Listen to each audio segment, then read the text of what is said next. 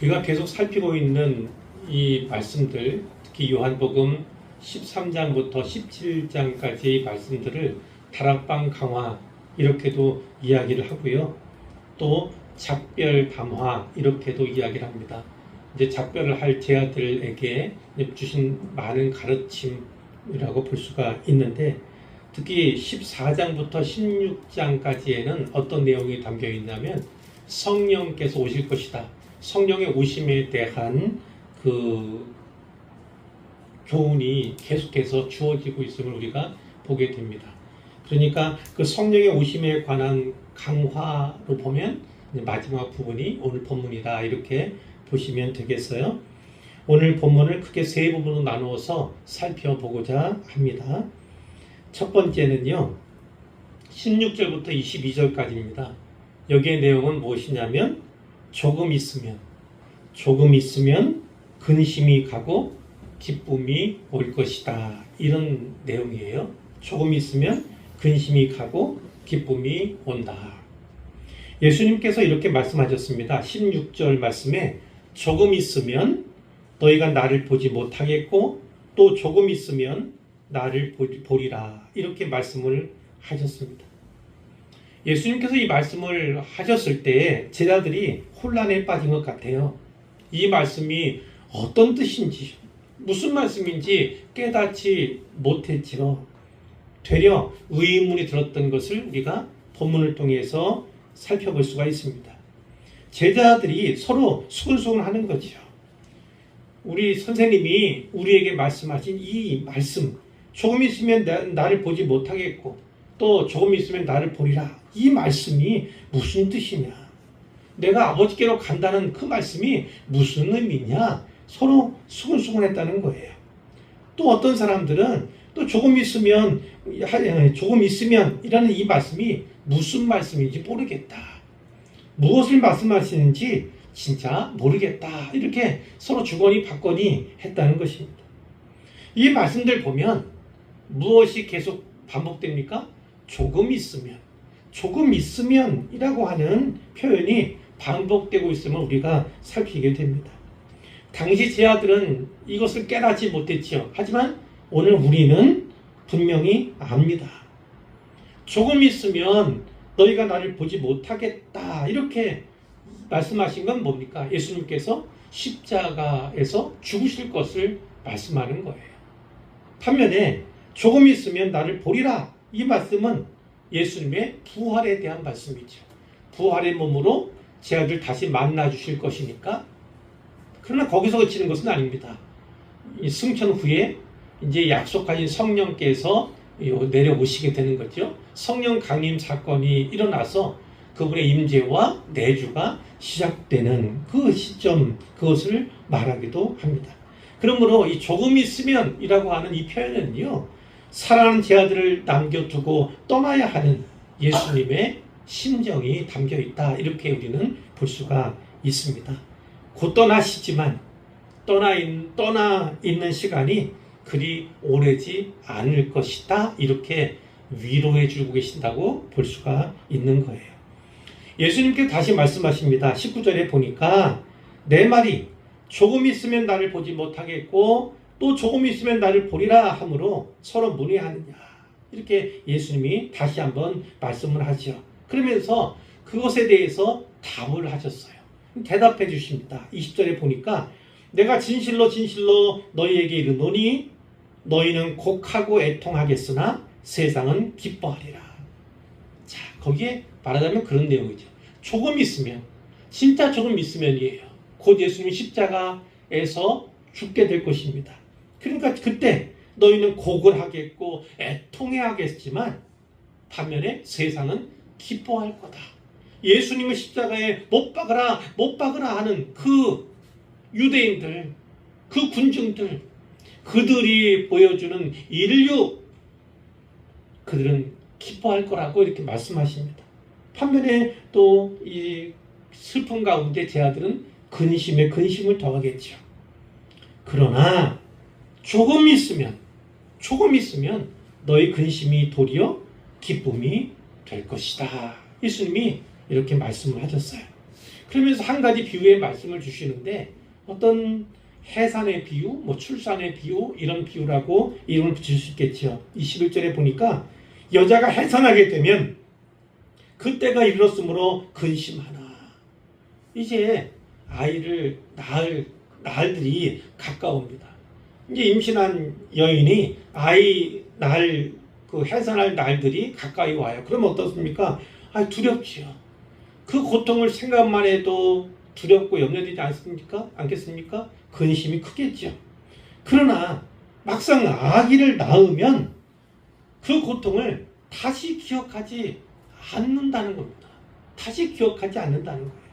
생각해 보세요. 엄마가 아이를 출산했습니다.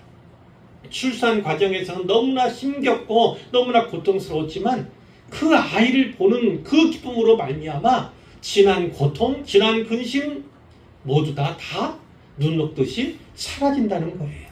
그만큼 큰 기쁨이고 세상에 사람 난 기쁨 이것만큼 큰 기쁨은 없다고 예수님이 분명히 말씀을 하시는 것이죠.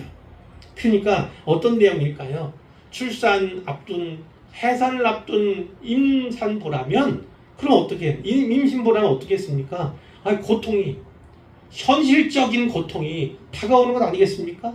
매우 강력한 고통이 다가오는 것 아니겠습니까? 그러나 산고 후에는 해산의 기쁨이 찾아온다는 우리가 뭐 내용을 잘 알잖아요. 그리고 그 고통은 분명히 목적이 있다는 것입니다. 어떤 목적이요? 바로 새 생명을 낳는 새 생명에 대한 분명한 목적이 있다는 것입니다. 이와 마찬가지로 예수님의 순환, 예수님의 고난도 결국 새 창조와 관련이 있음을 우리가 알게 되는 것 아닙니까? 이와 같이 이 어머니가 근심하는 것 같이 진통으로 말미암아서 걱정하는 것처럼 제자들도 예수님의 죽음 앞에서 이렇게 근심하며 이렇게 고통스러워할 거라는 것입니다. 그러나 부활하신 예수님을 다시 만났을 때 그 기쁨, 그리고 영원히 사라지지 않는 그 기쁨, 복음 사역에 비로소 열매가 맺히기 시작할 때 열매를 보는 그 기쁨은 어떤 기쁨보다 크기 때문에 지난 고통을 결코 기억조차 하지 않게 될 것이다. 이렇게 말씀을 하시는 것이죠. 자, 이 비유의 요점이 뭡니까? 현재는 고통스러울 수 있습니다. 그러나 그 고난에는 분명한 목적이 있다는 것입니다. 그리고 그 고통은, 그 고난은 일시적일 뿐이다 라고 예수님이 말씀해 주시는 거죠. 22절에 지금은 너희가 근심하나 내가 다시 너희를 보리니 너희 마음이 기쁠 것이요 너희 기쁨을 빼앗을 자가 없으리라. 이렇게도 말씀해요. 그러니까 부활의 주님을 다시 만날 때 제자들은 다시금 기쁨을 회복하게 되죠. 뿐만 아니라 성령님께서 내주하시고 샘솟는 기쁨이 우리 안에서 일어나게 될 때 그 기쁨은 다시는 잃어버리지 않을 기쁨이다라고 우리가 받을 수 있습니다. 요지가 이거죠. 근심이 도리어 기쁨이 될 것이다. 이렇게 처음에 말씀하셨어요. 그 다음에는 그 기쁨은 지난 고통을 기억조차 하지 않게 할 큰 기쁨이다. 이렇게도 말씀하셨어요. 그리고 너의 기쁨을 빼앗을 자가 없을 것이다. 또 이렇게도 말씀을 하시지요. 이 말씀은 우리의 인생의 고난 문제로 치환할 수 있습니다. 고난은 유한하다는 것입니다. 고난에는 반드시 끝이 있습니다. 뿐만 아니라 고난에는 분명한 목적이 있습니다. 인간의 고난은 우연이 아닙니다. 특히 신자의 고난은 하나님의 섭리 안에 있음을 반드시 믿으시기를 바랍니다. 이 고통이, 이 고난이 목적 없이 주어지는 것이 아닙니다. 목적 없이 계속되는 것도 아닙니다.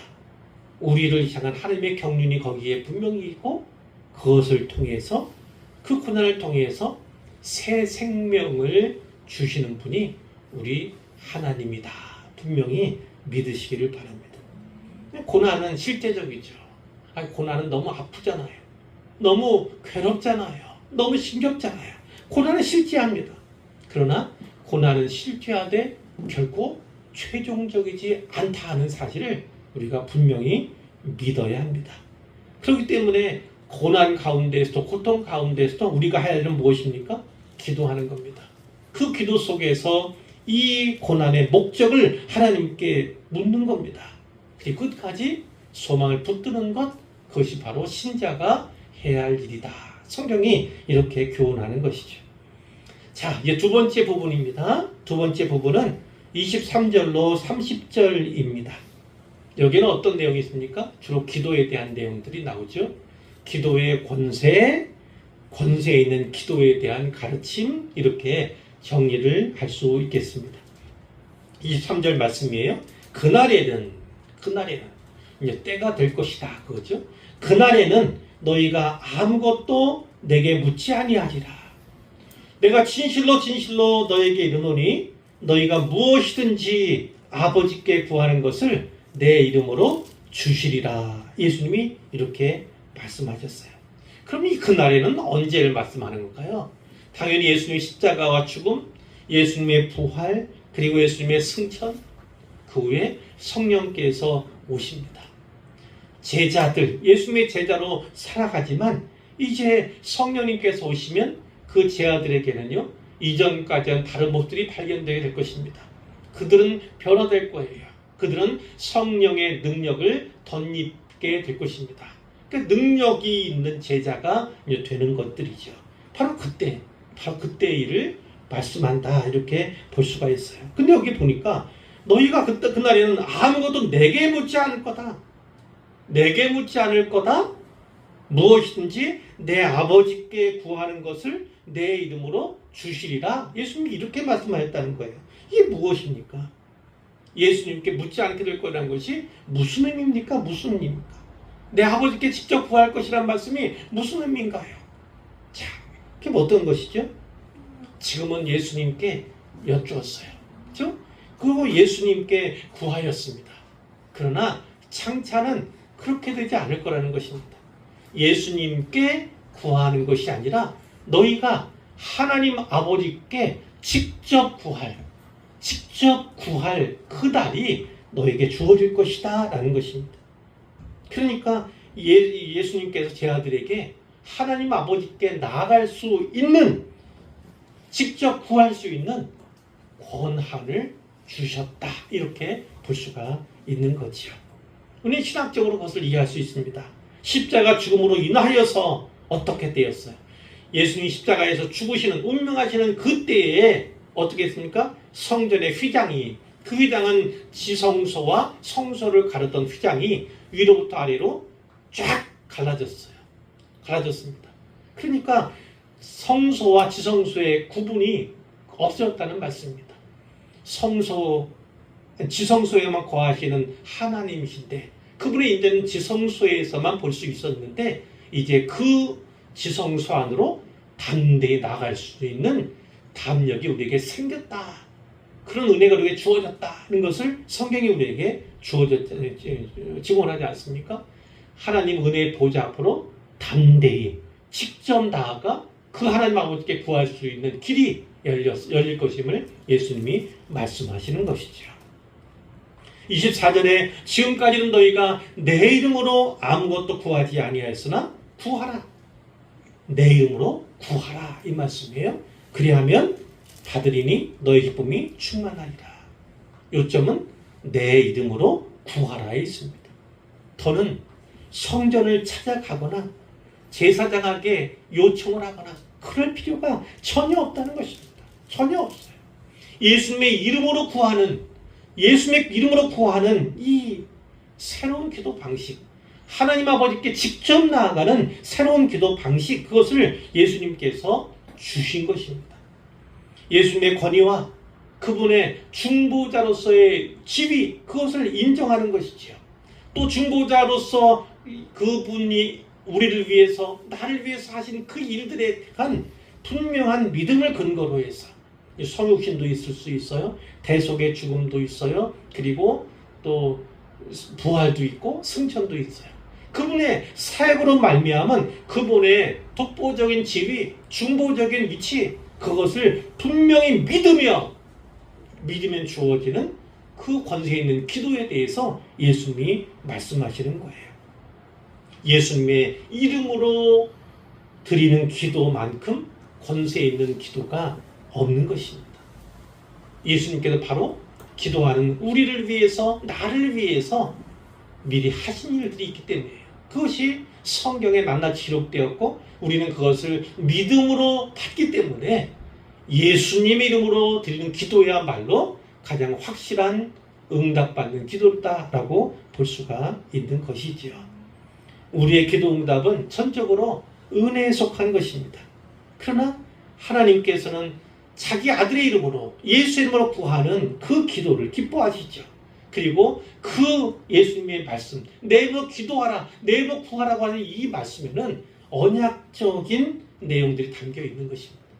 하나님은 언약의 하나님이에요. 기도는 우리의 능력을 필요로 하지 않습니다. 예수 그리스도 안에서 우리는 누릴 뿐입니다.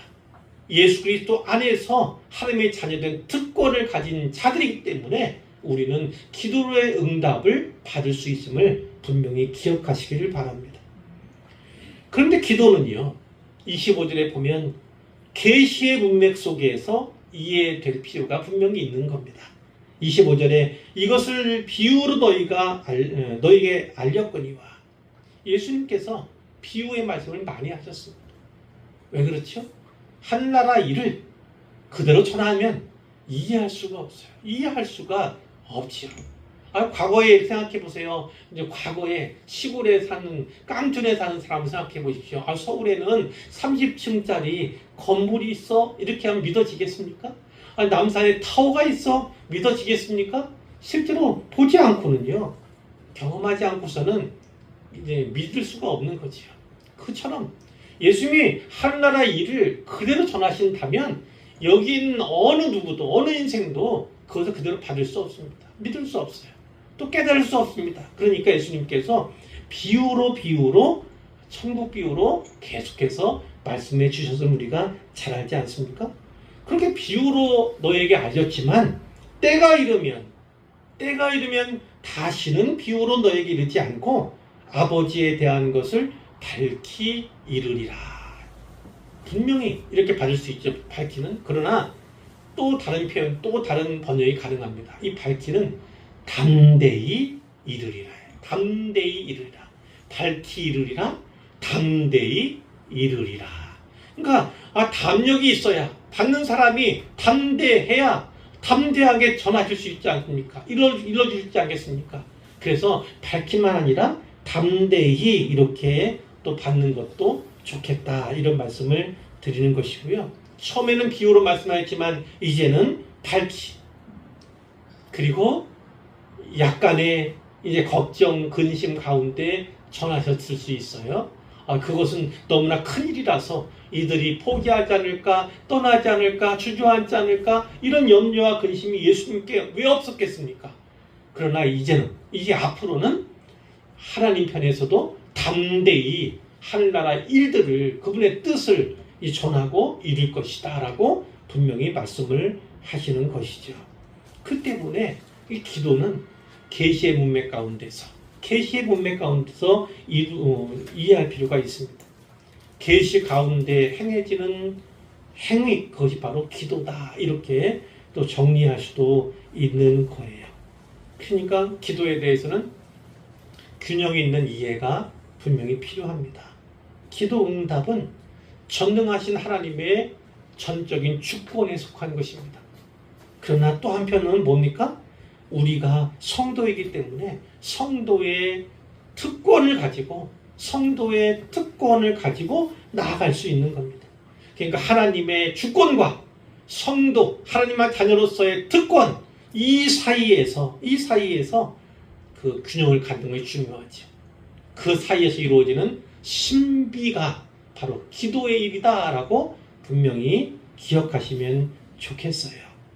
그러니까 우리는 어떻게 합니까?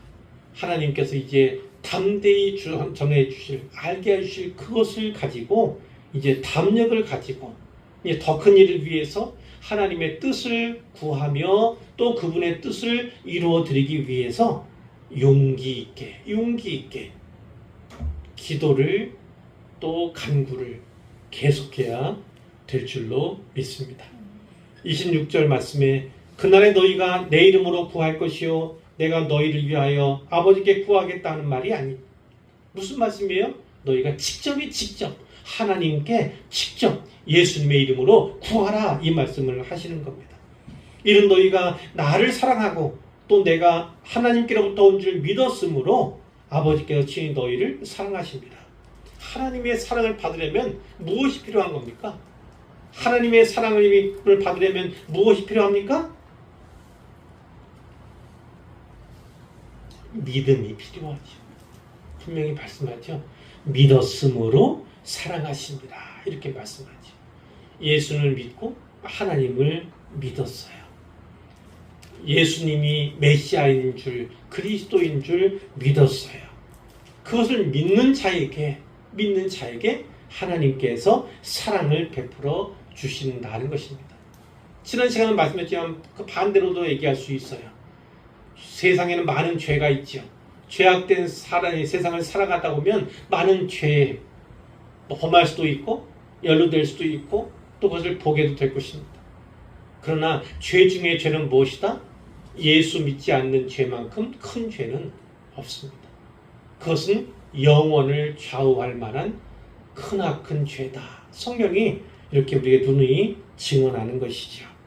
내가 아버지에게서 나와 세상에 왔고 다시 세상을 떠나 아버지에게 가노라. 이제 그때가 다가왔음을 예수님이 말씀하신 거예요. 거듭 말씀드리지만 하늘에서 오신 분이에요. 예수님은. 그분이 하시는 모든 말씀 땅의 사람들에게는 단지 수수께끼처럼 드릴 뿐입니다. 그래서 비유로 가르치셨던 거예요. 그러나 예수님께서 어떻게 하십니까? 제자들은 따로 불러서 그것에 대해 설명해 주신 적이 여러 번 있었음을 보실 겁니다. 아마 성경에는 몇 번 기록되어 있지만 아마 모든 비유에 대해서 다 그렇게 설명해 주시지 않았을까? 세세하게 알려주시지 않았을까? 이렇게 볼 수가 있는데요. 예수님이 바로 보혜사로서 스승으로서 선생으로서 제자들을 양육했다는 것입니다. 그런데 또 다른 보혜사인 성령님이 오시잖아요. 약속되었잖아요. 그 보혜사 성령님이 오셔서 어떻게 해요? 그들을 거듭나게 하실 겁니다. 역시나 예수님처럼 보혜사 역할을 감당하실 뿐만 아니라 바로 제자들을 변화시키실 분이에요. 그래서 제자들은 이제 능력 있는 이제와는 다른 그런 모습을 띠게 되는 것이지요. 그때면 더욱더, 오늘은 더더욱이겠죠. 직접 하나님 은혜의 보좌 앞으로 나아가는 우리가 되어야 할 줄로 믿습니다. 예수님께서 십자가를 통해 하나님 앞으로 내신 그 길, 하나님께 나아갈 수 있는 그 길, 구원의 길, 그 길을 담대히 따라가는, 그러면서 하나님과 사랑의 교제를 기도를 통해서 말씀을 통해서 나누는 우리 모두가 되면 너무나 좋겠습니다.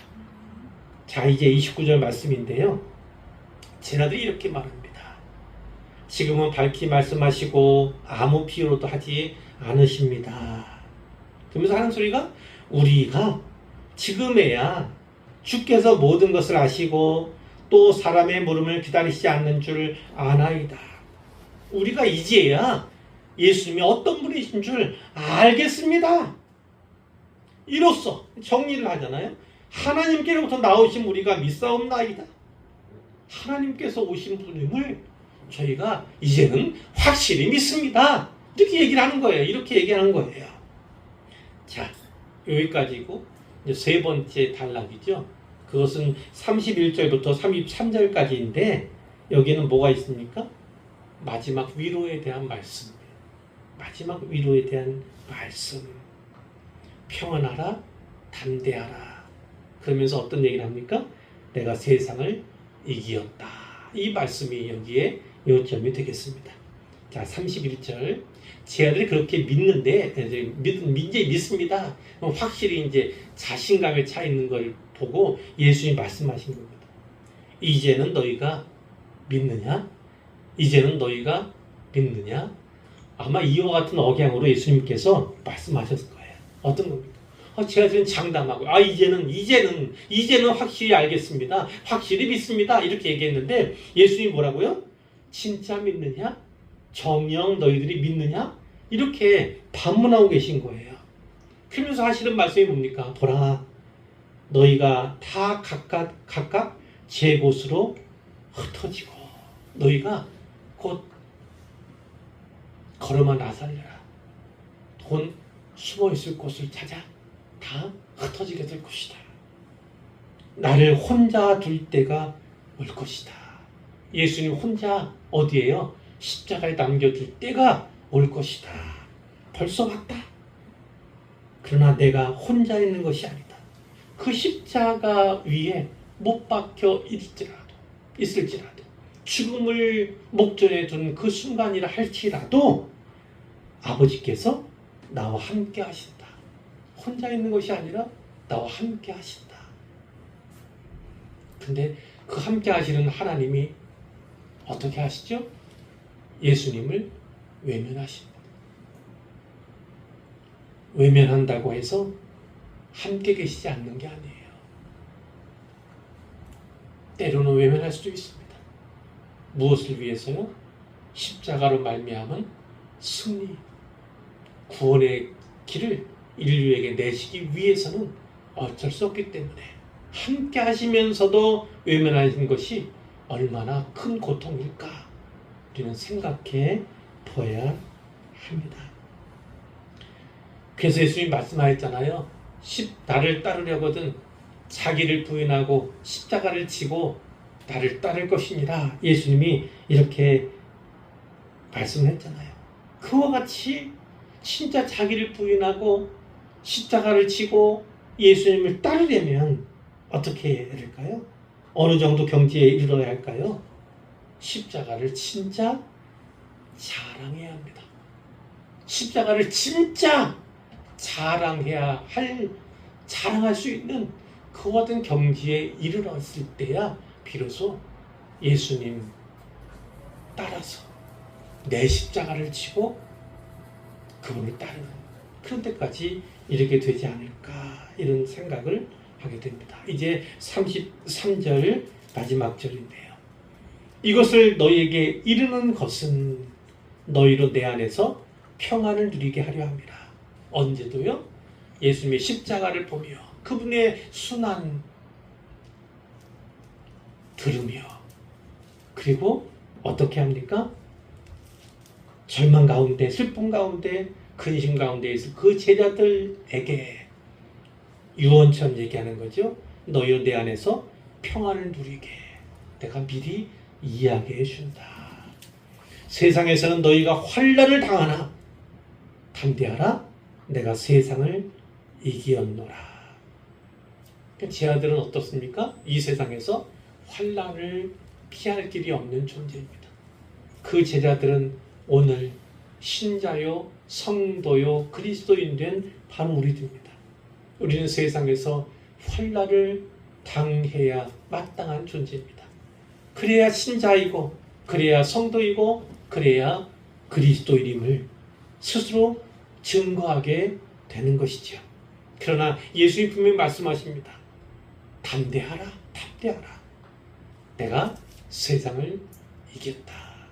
어떤 환난이 온다 할지라도 어떤 고난 속에 있다 할지라도 너희는 담대하라. 담대할 수 있다는 겁니다. 왜? 예수님께서 세상을 이미 이겼기 때문에. 그럼 예수님이 말씀하신 이 내가 세상을 이겼다. 여기는 무엇을 말씀하는 걸까요? 세상 임금이 있습니다. 자칭 세상 임금이라고 하는 사탄 마귀가 있지 않습니까? 그 사탄 마귀를 꺾었다는 것입니다. 그뿐만 아니라 그 사탄 마귀를 따르는 모든 어둠의 세력들이 있지 않습니까? 그들도 다 마찬가지죠. 그리고 죄와 사망의 권세를 꺾어버리는 것입니다. 꺾어버리는 거예요.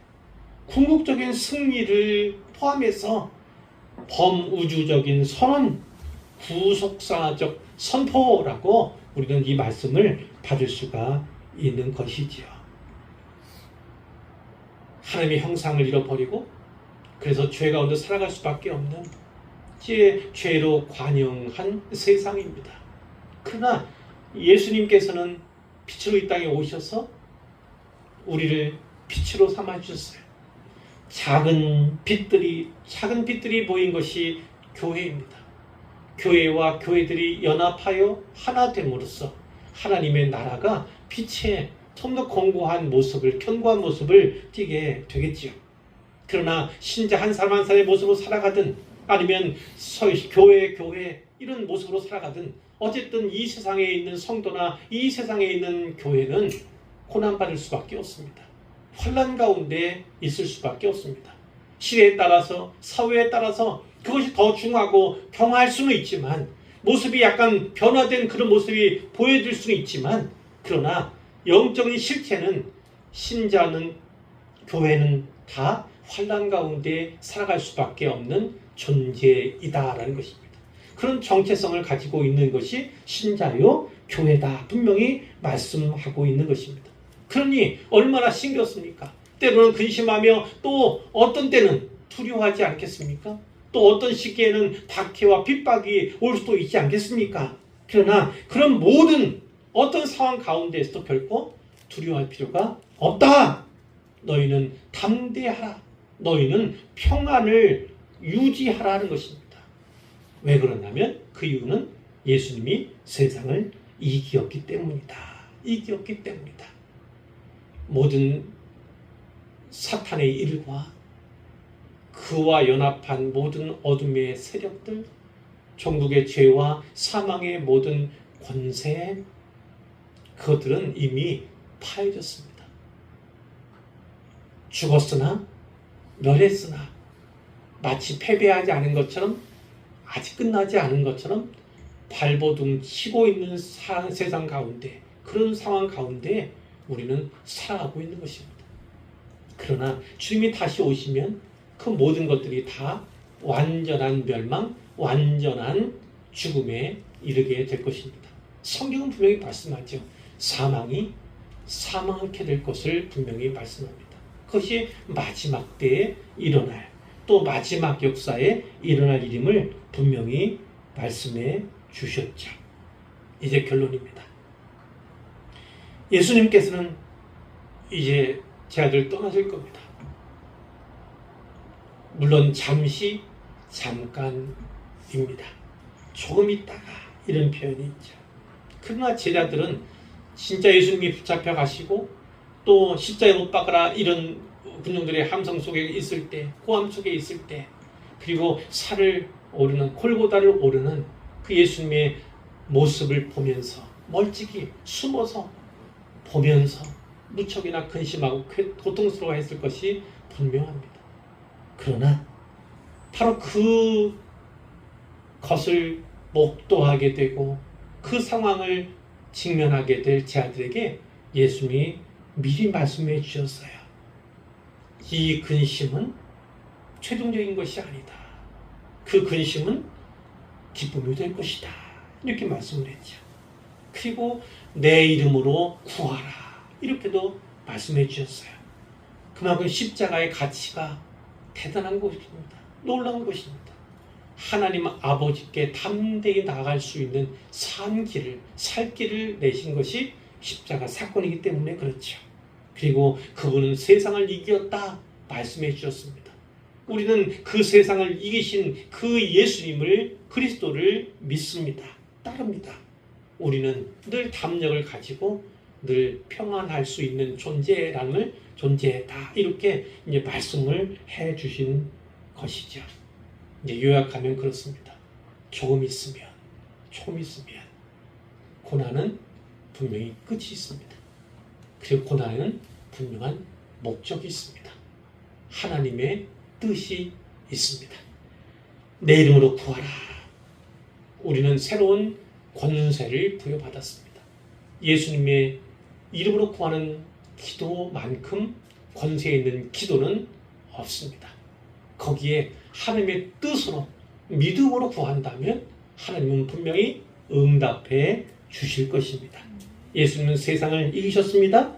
당연히 우리도 이기게 될 것입니다.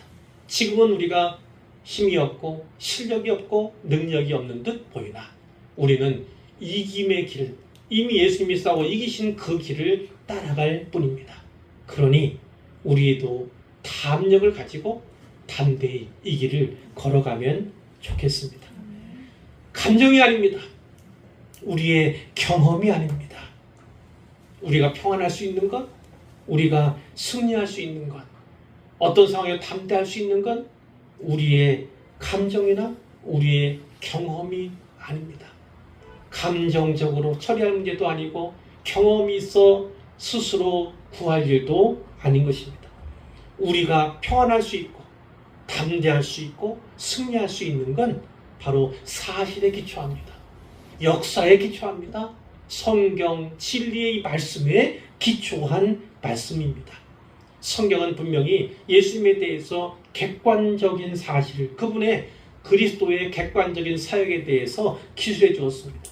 그분의 십자가와 그분의 부활과 승천에 대해서 분명히 보여주고 계십니다. 바로 이 객관적인 사역에 대한 예수님의 객관적인 사역을 우리가 분명히 믿을 때 어떤 효과가 나타납니까? 우리의 개인적인 승리를 확신할 수 있게 되는 것입니다. 힘겹고 두렵고 근심과 염려가 몰아칠 때, 고난 가운데서 너무나 힘겹고 괴롭고 아플 때 바로 예수님께서 하신 말씀, 내가 세상을 이기었노라, 이 말씀을 붙잡으시길 바랍니다. 깊이 묵상하시기를 바랍니다. 그리고 바로 예수님께서 하신 그 말씀을 따라 내가 세상을 이겼다, 나도 세상을 이겼다, 이것을 믿음으로 선포하는 우리 모두가 되기를 주님의 이름으로 축원합니다.